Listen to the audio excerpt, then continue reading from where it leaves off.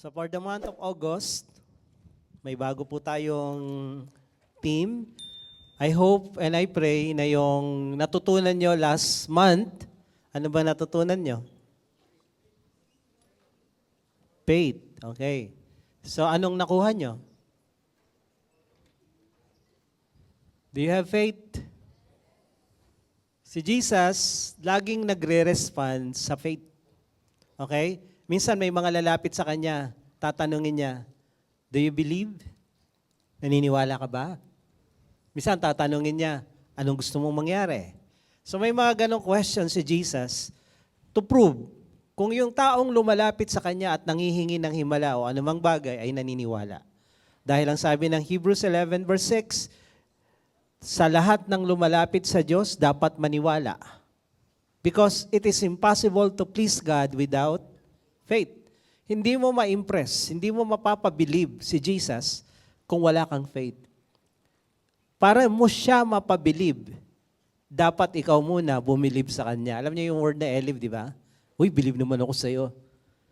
Kailangan believe ka kay Lord sa lahat ng aspeto ng buhay. At pag believe ka kay Lord, si Lord naman, believe din sa iyo. Ang lupit nito, oh. Humawak lang sa laylayan ng damit ko, gumaling. Sabi niya doon sa babae, your faith made you whole. Ang faith mo ang nagpagaling sa iyo. So, elive si Lord. Kailangan ikaw muna bumilib kay Lord para si Lord bumilib sa iyo. Sabi mo yung katabi mo, believe ka ba kay Lord? Napapabilib mo ba si Lord sa faith mo? O napakakamot ulo si Lord? Diba yan? Tagal-tagal ng Christian hanggang ngayon. Pamasahe lang, pinoproblema pa. Hanggang ngayon, hindi maka-attend dahil walang pamasahe. Diyos ko naman. Pati si Lord, Diyos ko po, ama ko.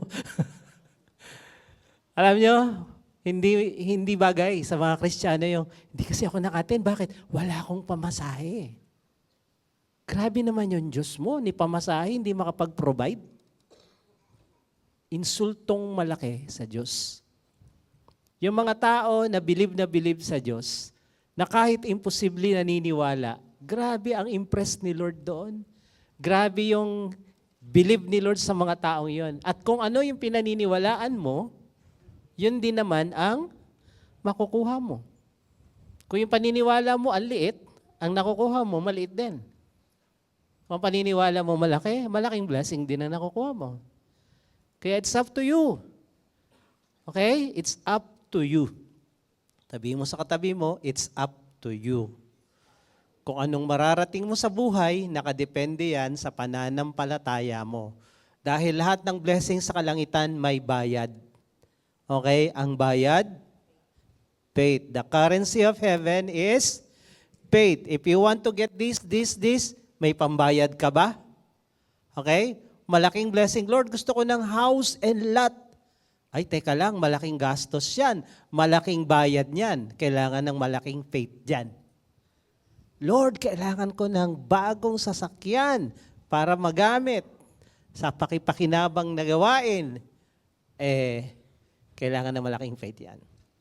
Pero pag pamasahe lang, Lord, pamasahe bukas ng Sunday. Ay, palagay ko naman, di mo naman kailangan ng malaking faith yan. Okay, kailangan walang faith. Okay, kaya pag may mga nangangatwiran, kasi wala, ay patay tayo dyan. Medyo ekis yan. Dahil ang tunay na Kristiyano, naniniwalang meron siyang Diyos at ang Diyos niya, powerful God. Amen? At lahat ng aspeto ng buhay mo, kaya niyang isupply. Naalala ko yung head ng 700 Club ngayon, si Gordon Robertson, ninong namin yun sa kasal. Siya yung founder ng Asian Center for Mission. Kami yung unang-unang mga missionary na pinadala sa India. Nung tinawag daw siya ni Lord na tumira, mga Amerikano to tumira sa Pilipinas, parang medyo nakakatakot yung desisyon. Pero nung naisip niya, kung kayang i-provide ni Lord itong mga ganitong bagay, kasi yung 700 Club, tatay niya nagsimula si Pat Robertson. So kung kaya ni Lord mag-provide na maraming bagay, kaya niya rin kaming buhayin pag lumipat kami ng Pilipinas. So yung ganong idea, I-apply nyo yan sa lahat ng aspeto ng buhay nyo. Kung pinagpala ka ni Lord noon, kung tinulungan ka ni Lord noon, tutulungan ka pa rin ngayon. Yun yung faith. Kasi ang faith po, nalalaman pagdating ng mahihirap na sitwasyon. Hindi malalaman kung may faith ka pag smooth sailing ang buhay. Hindi ka gagawa ng bubong kung kailan bumabagyo na. Hindi ka magre-repair ng bahay at ng bubong mo kung kailan signal number 10. Kasama kang lilipad sa bubong. Kailan ka nagre-repair? During summer, during walang, parang gobyerno lang natin, no? Tuwing may baha, tsaka sila maglilinis ng creek. Nice. Bakit nung summer hindi nila ginagawa yan?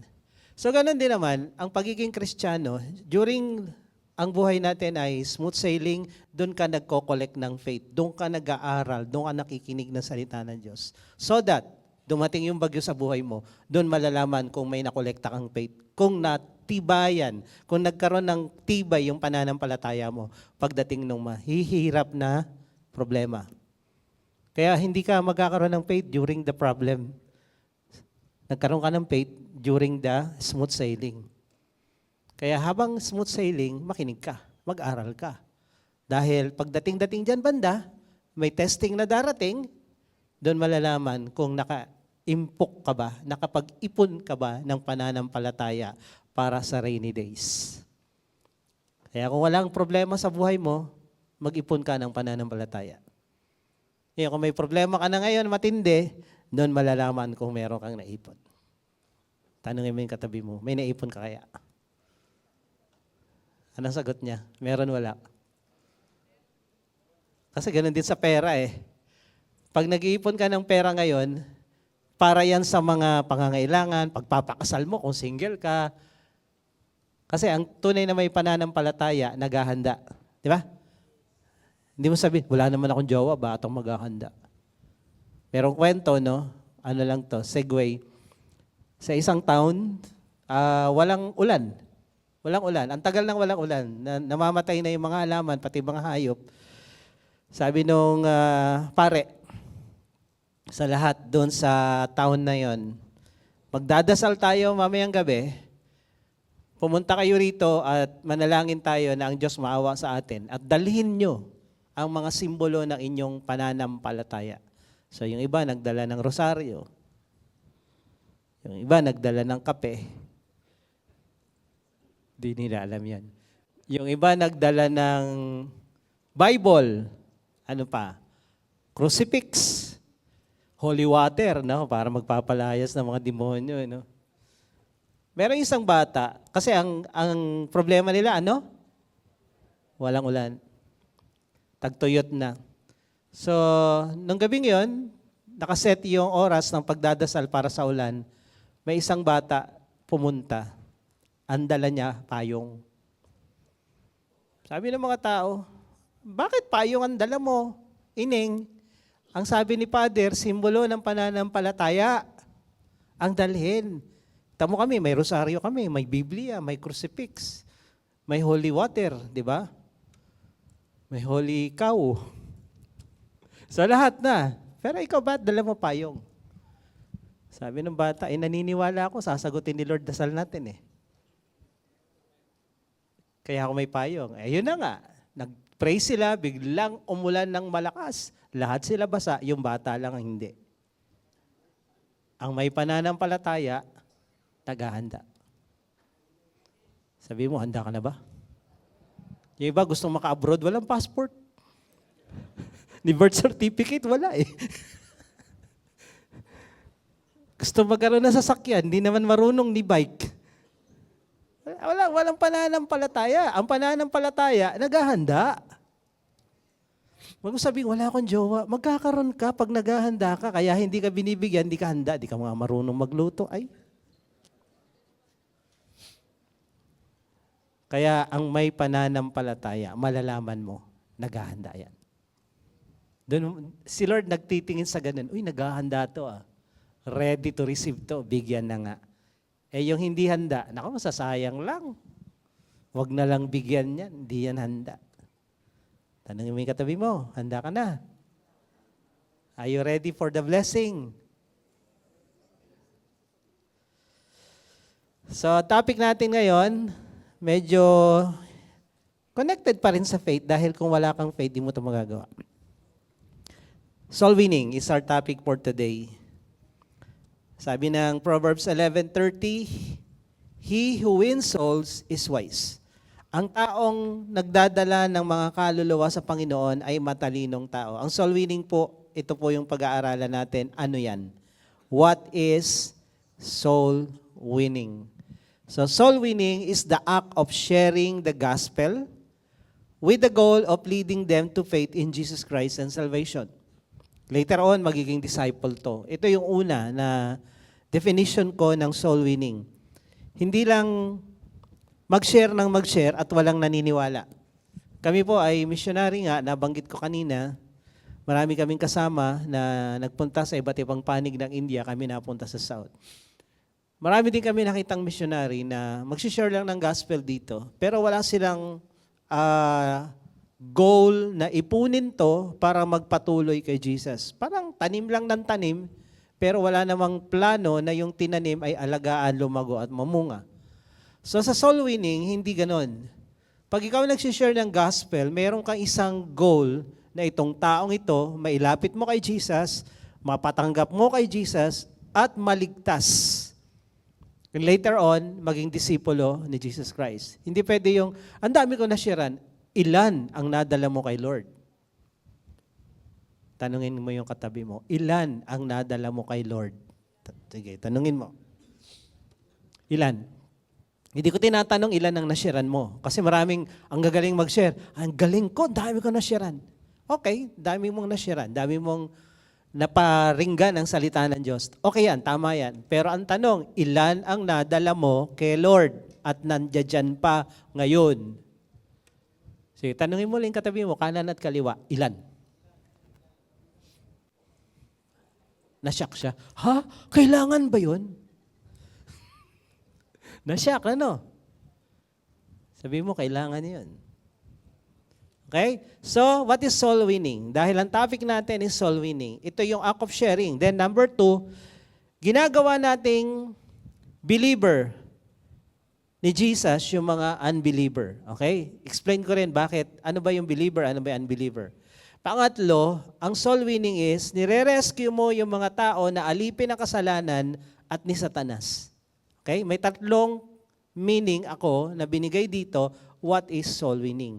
At bawat Kristiyano, trabaho mo ito. Kung Kristiyano ka. Unless hindi ka Kristiyano, exemption ka na. Exempted ka dito.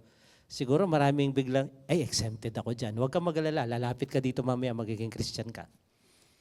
Kung ikaw exempted dito, palalapitin kita dito mamaya at tatanggapin mo si Jesus para hindi ka na exempted. Pero sa lahat ng nag-ABC, umamin na ikaw ay makasalanan, nanampalataya, believe in Jesus Christ, confess Him Lord and Savior, trabaho mo to. Sabi mo ulit sa katabi mo, may trabaho pala tayo eh. Akala ko pungko-anay lang tayo rito eh. Akala ko pungko-pungko lang, upo-upo lang, may trabaho pala. So number 1, the act of sharing the gospel with the goal of leading them to faith in Jesus Christ and salvation. Utos ni Jesus, sabi dito sa Mark 16:15-16, Jesus said to them, go into all the world and proclaim the gospel to the whole creation. Whoever believes and is baptized will be saved. Whoever does not believe will be condemned. Binibigyan ang lahat ng tao ng oportunidad na maligtas o hindi maligtas base sa kanilang desisyon. May mga nagtuturo na ang Diyos daw ang namimili kung sino yung gusto niyang maligtas at sino yung ayaw niyang maligtas. Nadedemonyohan po ako sa turong yon, huwag niyong pakinggan yung mga ganon. Dahil parang na-accuse itong Diyos natin na mabuti mabait ng partiality. Parang sinasabi nila, ito ayaw ni Lord maligtas, wala silang magagawa. Ito gusto ni Lord maligtas, kahit ayaw, maliligtas yan. So ganun yung turo nila. So pag may na-encounter kayo mga ganyan, wag nyo nalang pakinggan. Baka mademonyo pa kayo. Okay? So dito, maliwanag na maliwanag, whoever believes. Sino mang maniwala, manampalataya ay maliligtas. At sino mang ayaw, ibig sabihin, may free will. Kasi yung turo ng grupong yon, wala kang free will. Si Lord lahat. Okay? Siyang nagde-decide. So dito, sabi ni Lord, maniwala ka o hindi ka maniwala, it's your decision. Pag naniwala ka, maliligtas ka. Pag hindi ka naniwala, mapapahamak ka sa impyerno. So utos niya na itong pag-share ng gospel ay gawin para sa lahat. Romans 1:16-17. I am not ashamed of the gospel, sabi ni Pablo. It is the power of God for salvation. Take note yung word, It is the power of God for salvation to everyone who believes. Again, nandoon yung word na believes. So, sino magde-decide ng believe? Si Lord na tayo? Tayo. Marinig mo yung gospel, it's your decision, maniwala ka at sundin. Ang turo ng grupong ito, si Lord ang naglagay ng faith sa'yo to believe. Ayaw mo kanina, maniwala, pero nung natulog ka, nilagyan ka ni Lord, pagising mo, believer ka na. Galing, no? So si Lord, pakialamerong Diyos. So yun yung turo nila. Ibang Diyos yung tinuturo nila. Kaya sabi ni Pablo sa Galatians, pag nakarinig kayo na ibang gospel at ng ibang Jesus, huwag niyong paniwalaan yan. Hindi yan ang Jesus na tinuturo namin at hindi yan yung gospel na tinuturo namin. So, sabi niya, hindi ako nahihiya na ipangaral itong ebanghelyong ito dahil itong kapangyarihan ng Diyos para magligtas sa sino man na naniniwala. Una sa mga Hudyo, pangalawa sa mga Grego. Sa ibang translation, sa mga Hudyo at sa mga aral. Okay? For in it, the righteousness of God is revealed from faith to faith, as it is written, the righteous shall live by faith. Bakit kailangan nating i-share ang gospel? Bakit kailangan nating maging soul winner? Bakit kailangan natin ng soul winning bilang mga Kristiyano? Sabi dito, God's solution to all people, to all the problems of humanity is in the gospel. Sige, magbigay kayo ng problema. Number one, ang problema mo. Pag may asawa yan, pera. Pag walang asawa yan, jowa. Yan lang. Diyan lang umiikot ang mundo. Pera, pag may pamilya ka na, kasi kumuha ka ng ipupukpok sa ulo mo, so kailangan mo ng pera. Nung single ka, akala mo masaya pag double. So nang double ka na, dumouble din yung problema mo. Nabudol ka, di ba? Kaya lang, touch move yan, no? Wala nang bawi yan. So kahit ano pang sitwasyon mo sa buhay, single o double ka, may problema po. Hindi po nawawala yan. Kaya nga kailangan natin ng Diyos. Dahil kung wala tayong problema sa mundo, hindi natin kailangan ng Diyos. Kaya mo na eh. Dahil hindi natin kaya, nang wala siya, so we need God and we need the gospel. So, ang solusyon ng lahat ng problema ng tao, nasa gospel. Okay, sabihin natin, nandyan ba yung pera? Kaya pag may in-invite ka sa Bible study, sabihin, magkakapera ba ako dyan? Hindi agad, pero yes. Yes. Sinabi ng Biblia, 2 Corinthians 8 verse 9, kaya di ako nagkakamali. Si Jesus na mayaman, naging mahirap bumaba sa lupa. Para ikaw na mahirap, maging mayaman. 3 John 2, sabi doon ni John, ang gusto ko sa lahat na mapagpala kayo, body, soul, and spirit, that you may prosper, even be in good health, even your soul prospers. So gusto ko mapagpala ka, sabi niya doon sa sinulatan niya sa 3 John 2. Ang gusto ng Diyos at ang gusto ng Biblia, ang mga anak ng Diyos pinagpapala. Kaya kung sasabihin mo, magkakapera ba ako dyan? Oo. Yun ang sagot. Ngayon, malamang hindi.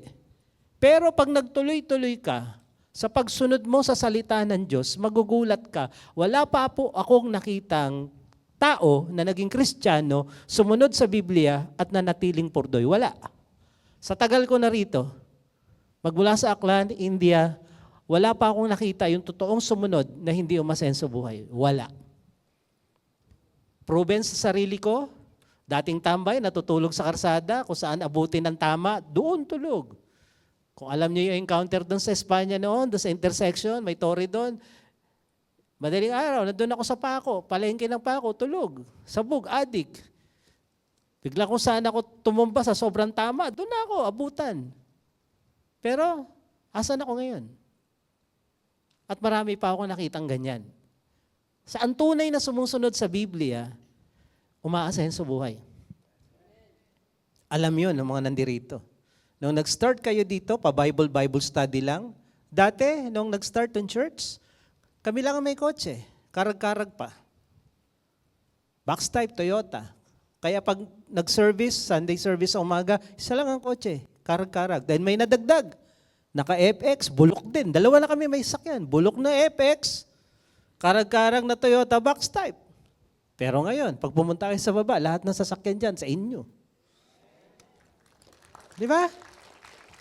Wala nang maparkingan sa SM. Kaya huwag na bumili sa sakyan, ha? Aeroplano naman, tsaka helicopter.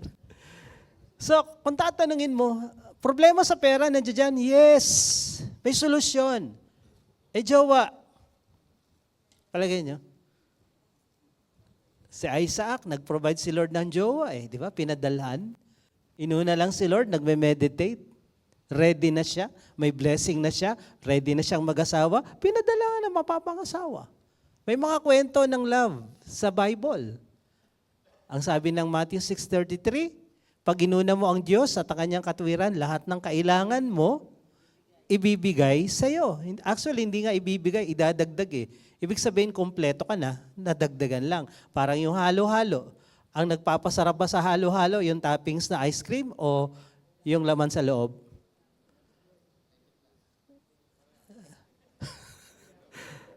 Ang halo-halo, hindi yung topping sa dulo. Yung halo-halo, yung nakalagay sa loob ng baso, pandagdag lang yun. Ibig sabihin, kahit wala yun, halo-halo yun. Mabubusog ka na doon, masasatisfied ka na.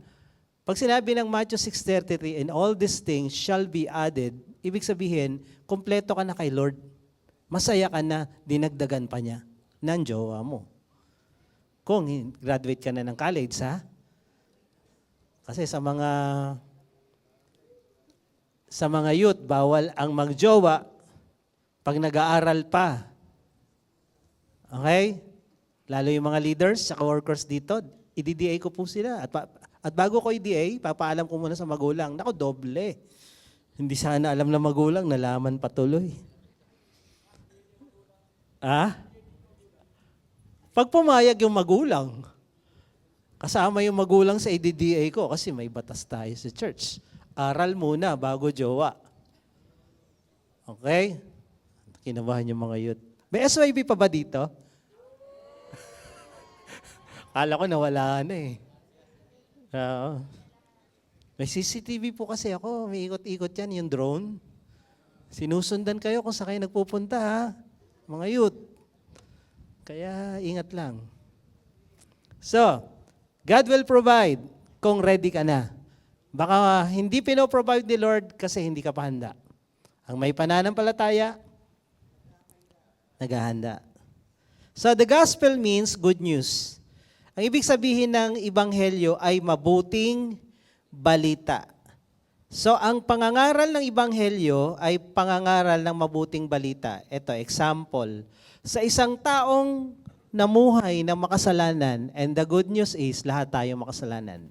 Ano ang mabuting balita sa taong makasalanan? Hindi ba forgiveness of sin, kapatawaran? Ano ang mabuting balita sa mga tao na ang pangit ng buhay at pinagdaanan?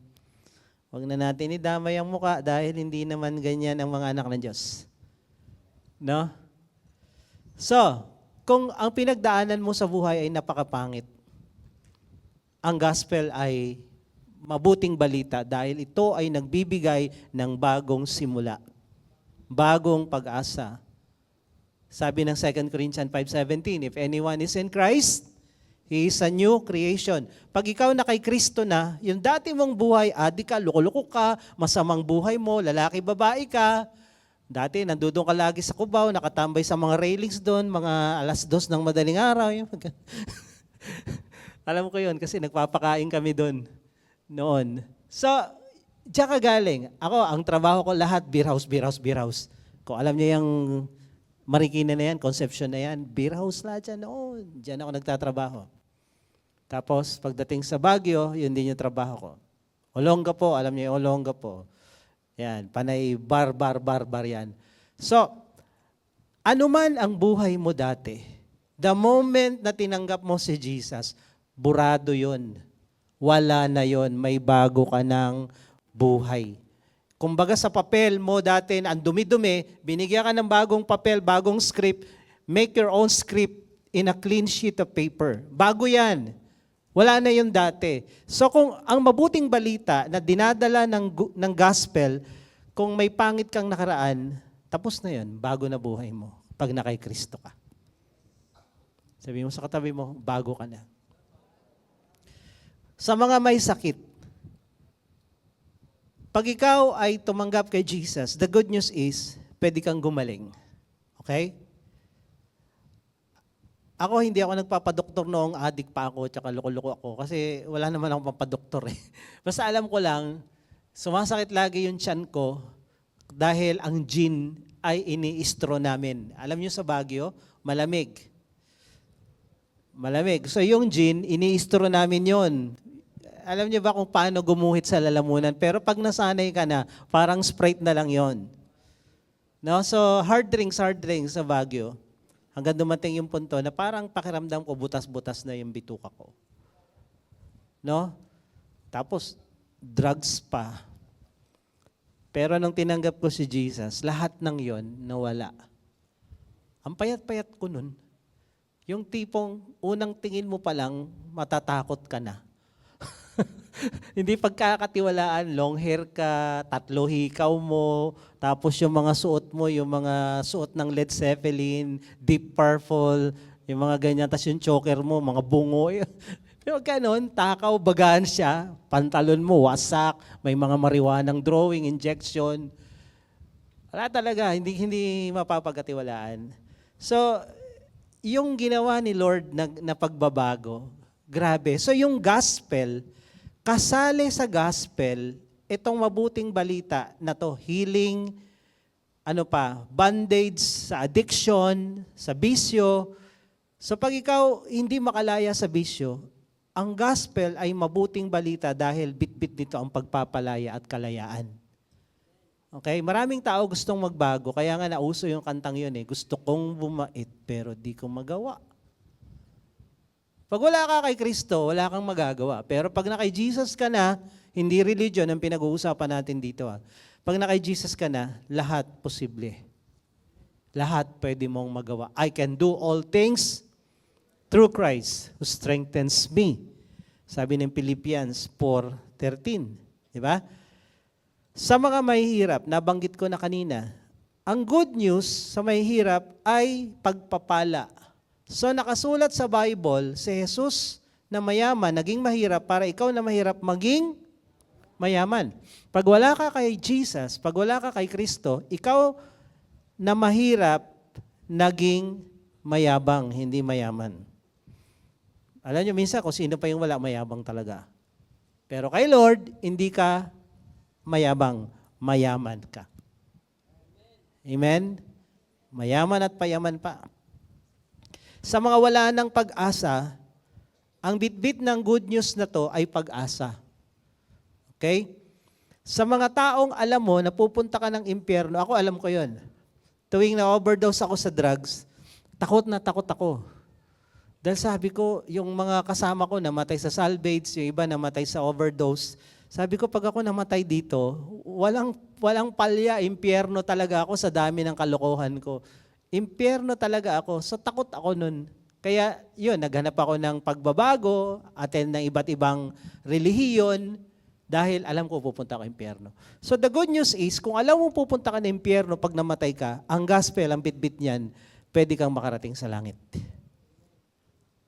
So yung word na sinabi dito ni Pablo kanina sa Romans 1:16, hindi ako nahihiya na ipangaral ang ebanghelyo dahil ito ang kapangyarihan ng Diyos para magligtas. Yung salitang ligtas, nakapaloob sa salitang ligtas sa Greek.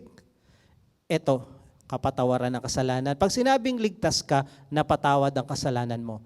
Pag sinabing ligtas ka, may bago kang buhay. Pag sinabing naligtas ka, pinagaling ka ni Lord. Pag sinabing naligtas ka, pinalaya ka ni Lord. Pag sinabing naligtas ka, pinagpala ka ni Lord. Pag sinabing naligtas ka, punong-puno ka ng pag-asa. Pag sinabing naligtas ka, pupunta ka ng langit. Lahat yan kasama sa salitang salvation.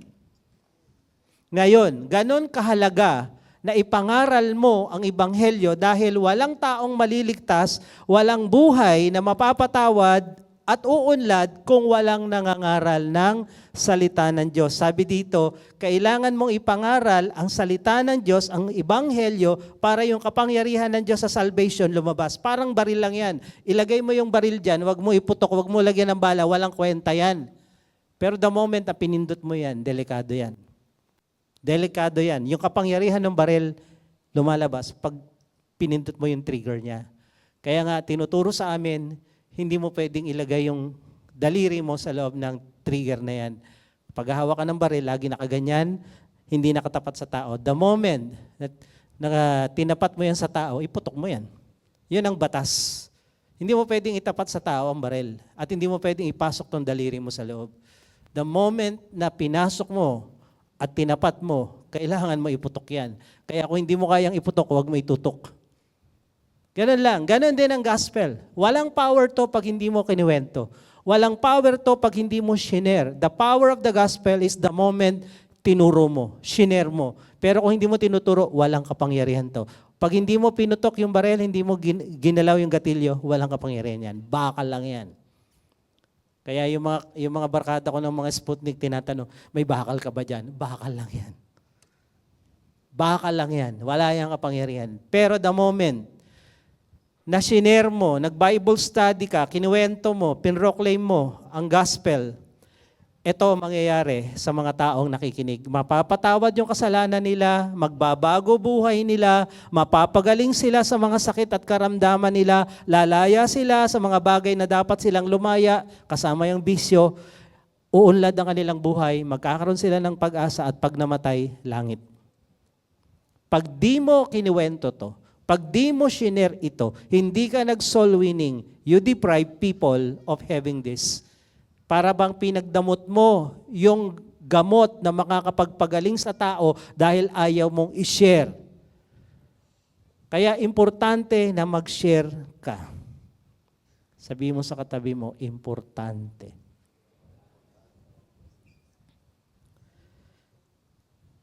Tapos sabi dito sa baba, the righteousness, in it, the righteousness of God is revealed from faith to faith. It is written, the righteous shall live by faith. Ang intindi ko dito, ganito. The more na nakikinig ka ng salita ng Diyos, faith cometh by hearing and hearing the word of God. Si Abraham, bakit siya naging righteous? Because of his faith. Di ba? Labas ka dyan sa lugar mong tinitirahan. Ialay mo yung anak mo. So ang sabi sa Bible, yung faith niya, naging rason para siya ituring ng Diyos na matuwid because of his faith. So dito, sabi ni Pablo, the more you listen to the Word of God, you receive faith. And the more you receive faith, the more you become righteous.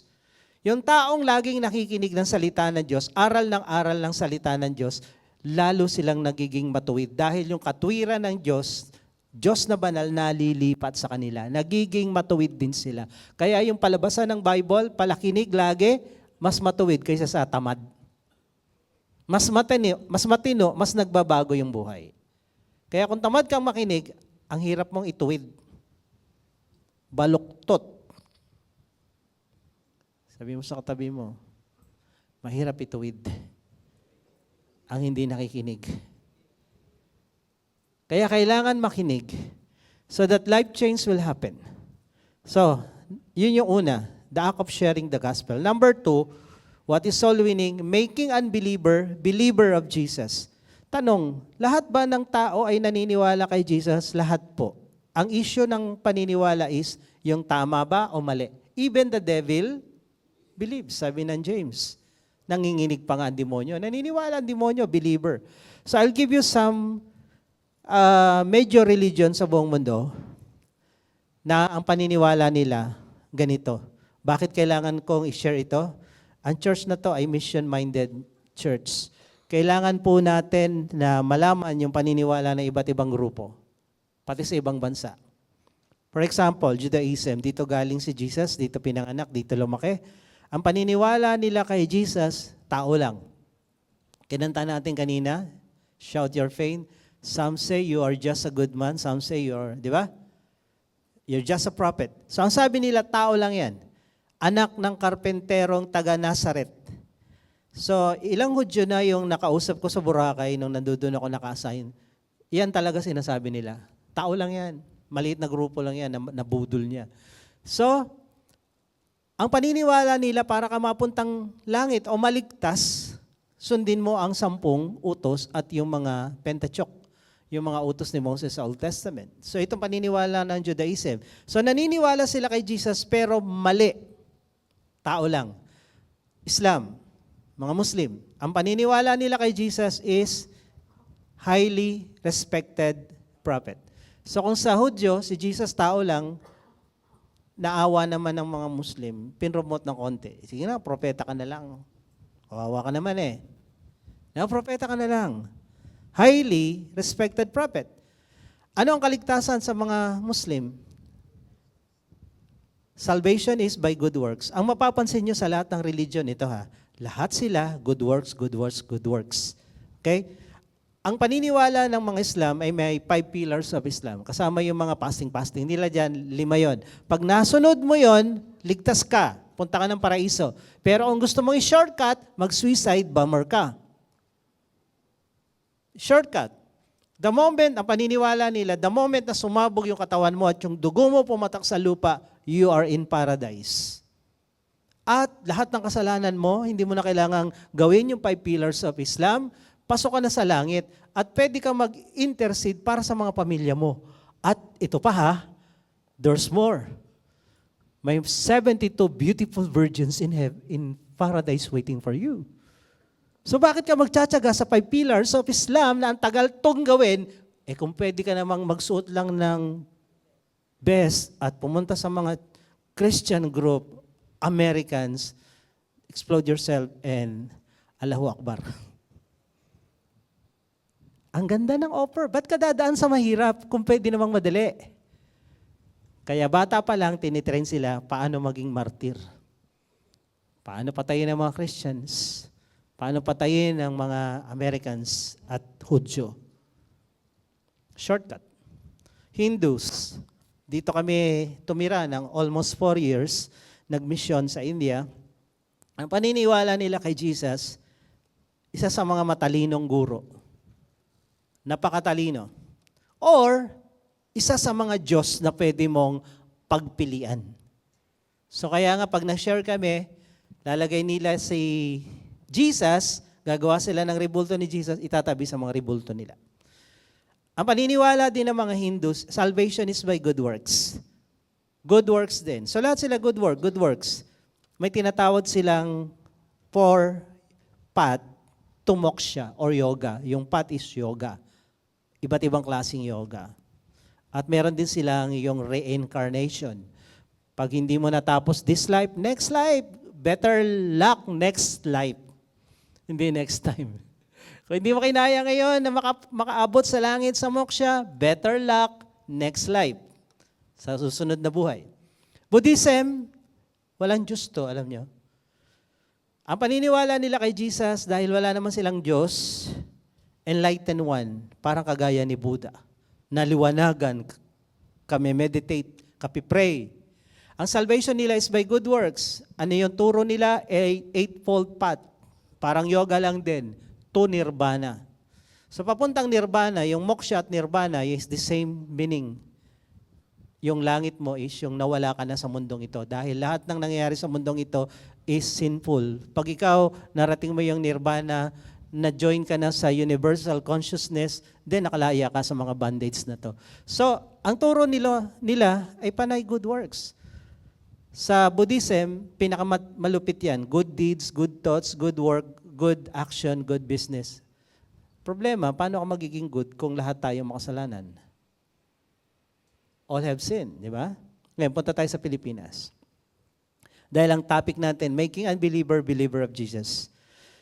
INC, hindi to incomplete. Iglesia ni Cristo. Naniniwala sila si Jesus Lord. Naniniwala sila si Jesus Son of God, but not God. Anak siya ng Diyos, pero hindi siya Diyos. Anak ka ng manok, pero hindi ka manok. Ganun. Anak ka ng ibon, pero hindi ka ibon. Anak ka ng kambing, pero hindi ka kambing. So yan paniniwala nila. At ang salvation is, of course, pangalan nyo, Iglesia ni Cristo, the faith in Jesus Christ. May faith sila in Jesus Christ, pero kung dito, salvation by good works, tapos meron silang 10 commandments, 5 pillars, 4 fat, 8-fold fat. Tingnan nyo may mga numbers. Sa Pilipinas naman, lahat, faith in Jesus plus good works and membership. Kaya kung mapapansin nyo, lagi natin binabanggit dito, tayo, Bible lang, Jesus lang. Yun kasi, sola scriptura, sabi ng Latin. Sa mga religion, hindi ganon. JW, Jehovah Witnesses. They believe Jesus is the first creation. Hindi siya creator, creation. And then, through Him, God created everything, pero creation din siya. Begotten of God, salvation is by faith in Jesus then, pero good works. Jesus plus good works, plus membership. Pag di ka nila miyembro, di ka saved. Mormons, they believe that Jesus and Satan was the spirit child of Heavenly Father and Heavenly Mother. So may tatay, may nanay ang Diyos, at may mga anak. Marami sila. And salvation is faith in Jesus, kaya nga Jesus Christ, the Latter-day Saint, ang pangalan nila. Dahil kung nilagay mo pang Jesus Christ, Latter-day Saint, kung di na naman kayo naniniwala kay Jesus, nakakahiya naman. So maniwala na lang tayo. Nakakahiya naman eh. So naniwala sila kay Jesus, pero good works pa rin and membership. Kaya minsan, itong mga taong ito, mga grupong ito, parang minsan mukhang mas mabait sa ibang Kristiyanong peke. Kasi they emphasize good works. RC, hindi po to Royal Cola, ha? Dito tayo galing, karamihan, Roman Catholic. Naniniwala sila, Jesus is God. But Mary is the mother of God. So, sino mas mataas? Yung anak o yung nanay? Sino mataas? Pag pumunta ka sa simbahan, sinong rebultong malaki? Di ba nanay? Tama na sana eh, kaya lang namali pa eh. Mas importante yung nanay, kasi nanay siya ng Diyos. Pero ang tunay, ang Diyos ay walang nanay. Okay?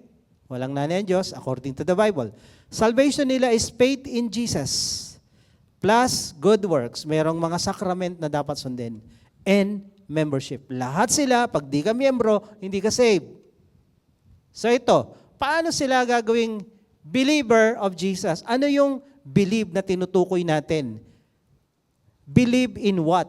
Kailangan itong mga grupo ng mga taong ito na galing sa iba't ibang relihiyon, maniwala sila, Jesus is God.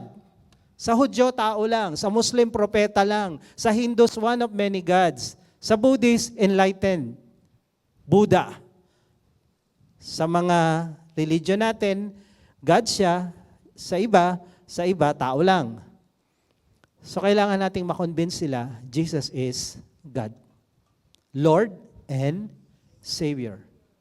Kailangan kompleto. Kailangan maniwala sila, Jesus is the only way to heaven, period. Walang plus. Jesus lang, Bible lang. Kailangan nating makonvince sila. At kailangan nating makonvince sila na maniwala sila, salvation is by grace through faith in Jesus alone. Walang good works. Ang good works, ginagawa natin dahil tayo'y ligtas na. Hindi tayo gumagawa ng good works para maligtas. Kaya ka gumagawa ng good works kasi ligtas ka na. Sabi ng Bible, John 14:6, Jesus said to him, I am the way, the truth, and the life. No one comes to the Father in heaven except through me. Walang pupunta sa langit kung hindi kay Jesus. Walang ibang daan, hindi papuntang moksha o nirvana na sinasabi nila. Hindi yun. So hindi yung eightfold path, yung four path ng yoga ng mga Hindus, hindi yun. Si Jesus lang ang daan. Ang ginagawa ng mga reliyon sa buong mundo, okay na kami dito. Pares naman tayo naniniwala sa taas. Pag yung katwiran at pananalita ng isang tao, nagdadasal ako sa taas, hindi yan salita ng isang Kristiyano. Ang tunay na Kristiyano, pag sinabi niya, nagdadasal ako sa Diyos in Jesus' name. Pag sinabing taas, pwedeng kisame lang yan. Nagdadasal ka sa kisame? O pwedeng ilaw, nagdadasal ka sa ilaw? Kung insultador ka, pwede mo sabihin yon. So, ang tunay na Kristiyano, alam niya kung sino yung Diyos niya. At ang Diyos natin may pangalan. Anong pangalan ng Diyos niyo? Sila wala. Wala. Acts 4:12, salvation can be found only in Jesus. Walang kaligtasan para ka gumaling, para ka umunlad, para mabago buhay mo, para ka mapuntang langit. Walang paraan kundi si Jesus lang. Kaya when you preach the gospel, when you teach Bible study, sinasabi mo sa mga taong ito na tinuturuan mo, may pag-asa ka. Pwede kang umasenso, pwede kang yumaman, pwede kang mapatawad, pwede kang pumunta sa langit. Si Jesus ang daan. Si Jesus ang paraan. So salvation can be found only in Jesus. Walang pangalang binigay sa silong ng langit para ang tao maligtas. At yung kaligtasan, ito, Ephesians 2:8 and 9. Sa discipleship, ito ay inyong memory verse. For by grace, you have been saved through faith. Sa biyaya, tayo'y naligtas. At nakuha natin yung kaligtasan na yon na biyaya binigay through faith. Naniwala tayo nung narinig natin yung gospel. Faith cometh by hearing and hearing the gospel. Nung narinig natin, nag-Bible study, naniwala tayo at yung kaligtasan natanggap natin. Ano ang kaligtasan? Anong laman? Forgiveness, kapatawaran, pagbabago ng buhay, pag-unlad ng kabuhayan, pag-asa, pagpasok sa langit. Iyan ang laman ng salvation. Kaya pag di mo tinuro yung Bible, yung gospel, yung salvation, hindi matitikman ng mga tao yan. Kaya tayo nagba-Bible study. Titus 3:5, salvation comes not from our own good works. Tingnan nyo ha. Lahat ito, good works, membership. Ito rin, good works. Lahat ng religion, good works. Pag umattend kayo ng Bible study, yung topic 3, nakalagay doon sa breeds, di ba? Good works. Kapos ang good works. Hindi yan papasa. Si Jesus lang talaga ang makakapag-connect sa taong nahiwalay sa Diyos. So, salvation is not our own good works, but from God's mercy, through the cleansing of rebirth, ipinanganak muli by the renewal of the Holy Spirit. So, ano ang soul winning? Ito ay pag-share ng gospel at yung mga unbeliever, gawing believer, tamang paniniwala kay Jesus. Madali ba gawin yan? Parang minsan, ang hirap i-convince. Sa India, nung nandoon kami, para mo mapatunayan na si Jesus lang, kailangan gumawa ng himala. Kailangan may miracle. Pero actually, the gospel itself, pag sinare mo tong gospel na to, pinreach mo yung gospel, tinuro mo yung Bible study, nagkakaroon ng himala. Nagkakaroon ng himala. Sa lahat ng mga church na tinayo namin sa India, sa Aklan, kita ko kung paano magbago ng buhay itong patuloy na nakikinig ng salita ng Diyos. May pagbabago ng buhay at kabuhayan. Proven talaga to. So number 3, panghuli, ang soul winning ay pagliligtas ng mga tao na alipin ng demonyo at ni Satanas at ng kasalanan. It is a deliberate effort to deliver people from the bondage of sin and Satan through prayer and preaching the gospel. Pag nagpipreach ka ng gospel, the power of God release para gumawa ng himala at mabago yung buhay ng mga taong ito at kabuhayan. Maliban doon, merong prayer na kumikilos ang Holy Spirit pag pinagpipray mo yung mga taong yon. Kaya nga we encourage people na magpray ng 10 names. Okay? So ang sabi na Acts 26:18, I'm sending you to open their eyes, spiritual eyes, so that they may turn from darkness to light, from the power of Satan to God. Ito problema. Pag pumunta ka na iba't ibang bansa, kahit sa Japan, hindi alam ng mga tao doon na sila'y alipin ng darkness. Hindi nila alam na ang demonyo ay naghahari sa utak at puso nila. Hindi nila alam yon. Until i-share mo yung gospel, maliwanagan yung utak nila, at makita nila yung tunay nilang kalagayan at makita nila yung emptiness sa buhay nila. By the way, pag kayo nagsishare ng gospel, don't talk about religion. Huwag niyong pag-uusapan yung religion niya at saka religion mo. Tayo, wala tayong religion. Meron lang tayong Jesus. Huwag niyong itatakel yung religion nila. Ang itakel niyo, merong problema ka sa buhay eh. There is emptiness inside you. May butas sa buhay mo. Kaya sabi dito, kailangan ma-realize nila ito.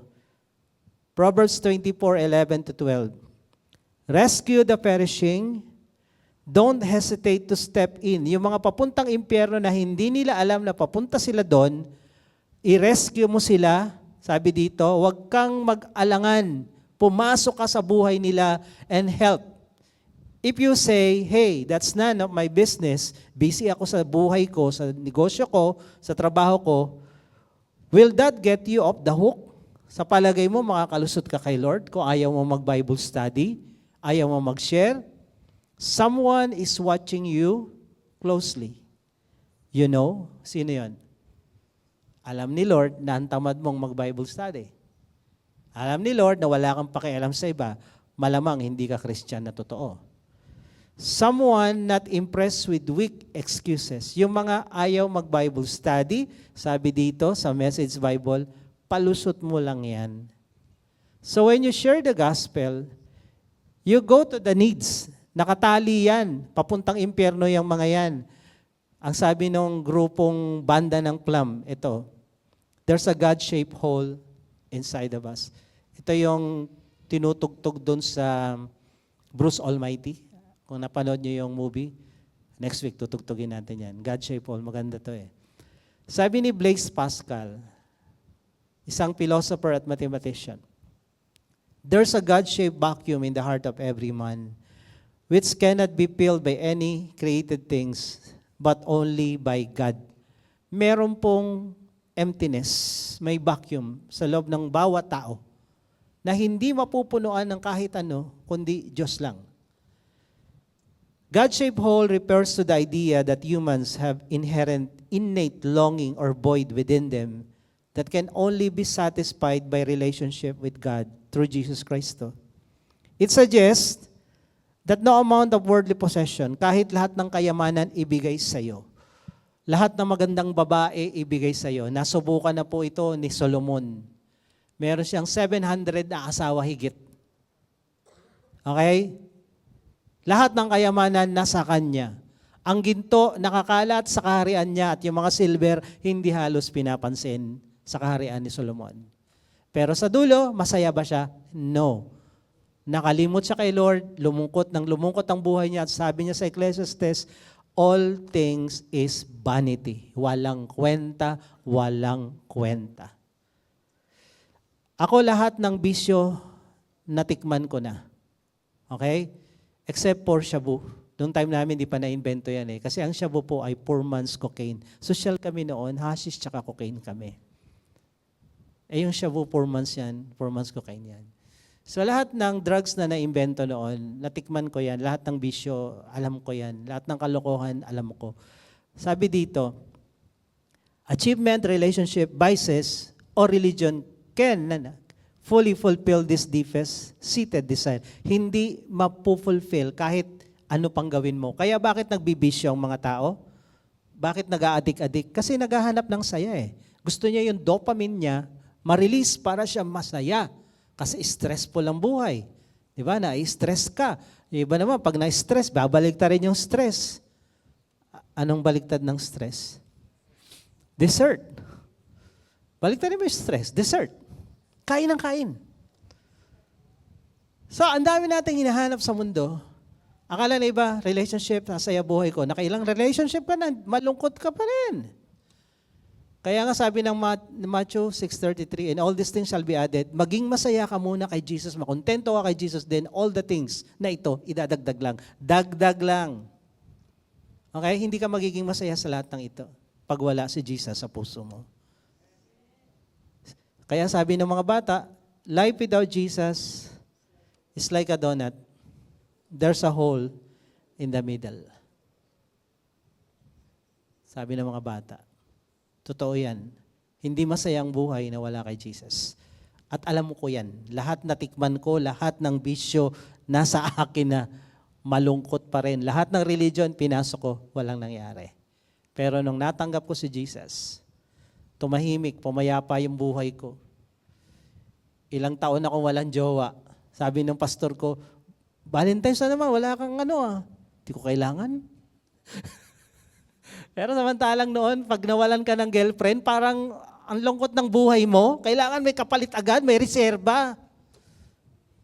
Kaya yung mga walang jowa dyan, si Jesus ang kailangan nyo una. Ha? Huwag kung saan-saan at kung sino-sino tinitingnan nyo.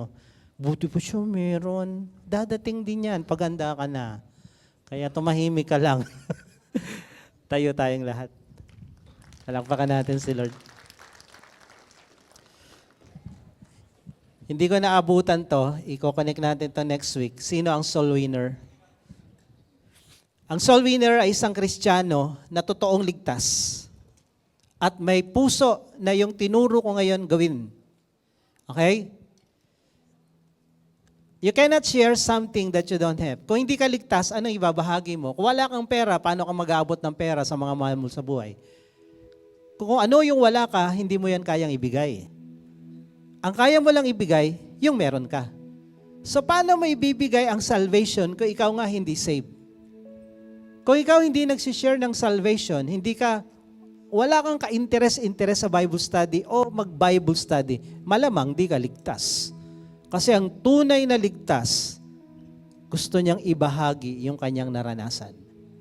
Every time na may mapupuntahan kaming lugar, gusto namin bitbitin yung mga kaibigan namin. Ang ganda ron. Nung napuntahan namin yung El Nido first time, talagang ginol namin, mapunta sila. Napunta lahat sila. Yung mga sinama namin sa El Nido, taas ang kamay, mga leaders, workers. Taas ang kamay, hindi nakita. Diretsong taas. Oh. Asan niya iba? Ayan, sila Gem, sila Rems, sila Jen. And then, nung Boracay, dinala ko rin sila. So, every time na merong magandang lugar, gusto kong dalhin sila. Ang langit po, magandang lugar. Ang pagiging Kristiyano, napakaganda. Huwag niyong solohin. Huwag niyong solohin to. Kung tunay kang Kristiyano, magbabahagi ka ng Ebanghelyo. Dahil ang Ebanghelyo ang kapangyarihan ng Diyos para magligtas. Ano yung ligtas? Pagpalain, patawarin, baguin, paunlarin, bigyan ng pag-asa, pagalingin, at makarating sa langit. Pag hindi mo to ginawa, pinagdadamot mo ang kaligtasan.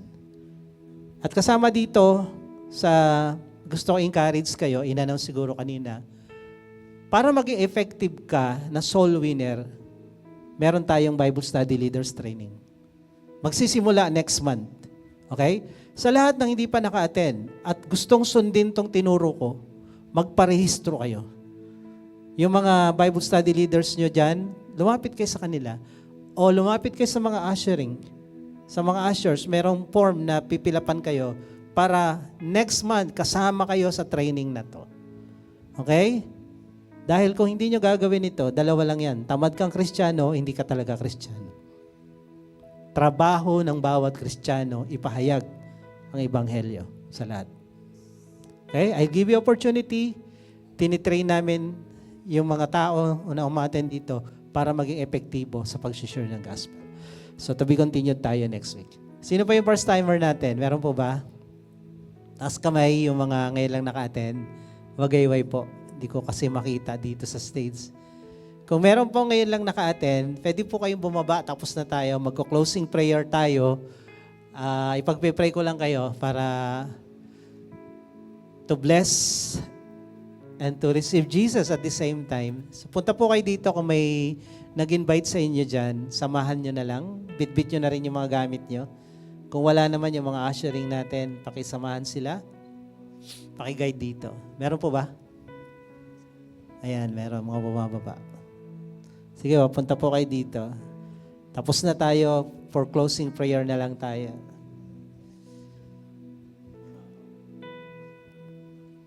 Ayan. Welcome po dito sa Juhia. Ang Juhia po is Jesus Our Hope International Assemblies. Just a name. Just a name. Hindi po yun ang mahalaga. Ang mahalaga po dito sa grupong ito, kung ano yung ginagawa namin, kung ano yung tinuturo namin. Ang tinuturo po namin, kagaya nung narinig nyo kanina, si Jesus lang ang daan. Ang pag-asa ng mundo, wala nang iba, kundi si Jesus lang. At wala kaming tinuturo dito, kundi Bible lang. Okay? Pag wala sa Bible, huwag nyo tanggapin. Dahil yung Bible na yan, ang pinaka-importanting libro na imprinta dito sa mundo. Yan yung manual for living. So ngayon, kagaya po ng inyong narinig, ang kaligtasan po ay hindi nakabase sa relihiyon. Hindi natin pag-uusapan anong religion mo, anong religion ko. Ang pinag-uusapan po natin, paano mabago ang buhay natin at kabuhayan. At pag dumating yung punto na wala na tayo sa lupa, sa langit tayo pupunta. And Jesus is the only way to heaven. Wala nang iba. Kaya I'll give you opportunity, lahat po kayo na nandito, salamat sa pagpunta. Tanggapin po natin si Jesus sa buhay natin. Meron pong ABC tayong ginagawa. A, admit that we are all sinners. Sabi ng Bible, walang matuwid, wala kahit isa. B, believe, manampalataya tayo. John 3:16, God so loved the world that He gave His only begotten Son, that whosoever believes will not perish, but will have eternal life. Then C, confess. Sabi ng Romans 10, if you believe in your heart, confess with your mouth, Jesus is your Lord, you will be saved. Yung word na save, pinagpala ka, pinatawad ka, binigyan ka ng pag-asa, pupunta ka sa langit. Yun yung meaning ng word na save. So, alam ko gusto natin yan. So, yumuko tayong lahat at tayong magpipray. And as we bow our head and close our eyes, pwede bang itaas natin yung isang kamay natin sa Diyos, sa langit? Simbolo na, Lord, andito ako, gusto kong tanggapin ka bilang Diyos, bilang tagapagligtas ng buhay ko. At sumunod kayo sa panalangin ito, sabihin nyo, Panginoong Jesus, Panginoong Jesus, sa oras pong ito, ako po'y lumalapit sa iyo. Nagpapakumbaba. Inaamin ko, ako isang makasalanan, at wala akong magagawa para iligtas ang aking sarili. Ngunit Panginoon, ako po'y nananampalataya, kaya ka namatay sa krus, ay para tubusin ako, linisin, patawarin sa lahat-lahat ng mga kasalanan ko. Sa oras pong ito, binubuksan ko sa iyo ang aking puso. Pinapapasok kita, tinatanggap kita bilang aking Diyos, Panginoon, at tagapagligtas ng aking buhay. Salamat po sa pagmamahal mo, sa pagpapatawad mo, at sa buhay na walang hanggan na natanggap ko sa oras na ito. Ito po ang aking dalangin sa pangalan ni Jesus. Amen. Ako na lang po magpipray. Pwede kayong magbaba na ng inyong kamay. Patuloy lang tayo nakayukot nakapikit. Salamat, Lord, sa mga anak mo na lumapit dito sa harapan ngayon. Kilala mo sila, Panginoon. First time lang nilang napunta rito. Wala kaming kilala sa isa man sa kanila dito, pero kilalang kilala mo sila. Alam mo ang pinagdadaanan nila ngayon, alam mo ang buhay nila. At hindi aksidente na nandito sila, planado mo ito. Dahil mahal mo sila, namatay ka sa krus para sa kanila. Gusto mo silang bigyan ng bagong buhay, bagong pag-asa. Lord, ang buhay at kabuhayan nila, ayusin at baguhin. Kaya Lord, I pray, beginning today, hayaan mo na makilala kanila ng lubusan sa tama at Bibliang kaparaanan. Lumago sila sa iyo sa kanilang paglakad by faith at hayaan mo this is not the last time. This will be the beginning of many Sundays na lalapit sila sa iyo dito sa church na to. Pagpalain mo po sila at kung ano mga kahilingan nilang bitbit at problema ngayon, ikaw ang magbigay ng himala at tugon sa lahat ng ito. Ganon din po sa lahat ng nandirito ngayon, ano man yung mga laban namin sa buhay, ano man yung mga struggle namin, may kakampi kami. Meron kaming Diyos na makapangyarihan sa lahat. Diyos na mabuti, Diyos na mabait, Diyos na hindi kami iiwan at pababayaan kahit kailan. At itong Diyos na to na laman ng aming gospel, ng ebanghelyo, ng mabuting balita, Ikaw lang ang pag-asa ng lahat ng tao sa mundo. Ikaw lang ang solusyon sa lahat ng problema ng tao sa buong mundo.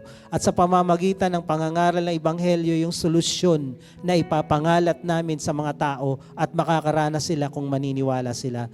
Hayaan mo na lahat kami ay mangaral, mag-share, mag-Bible study dahil ang pag-asa ng mundo ikaw at ikaw ay nasa amin. Kaya Lord, wag namin ipagdamot ito, ibahagi namin sa iba. Thank you Lord, pagpalain mo kami the whole week. At hayaan mo na maging matagumpay ang lahat ng aming gagawin. We give you praise, Lord, and we give you all the glory. In Jesus' name, amen. Amen. God bless you po. Saglit lang po.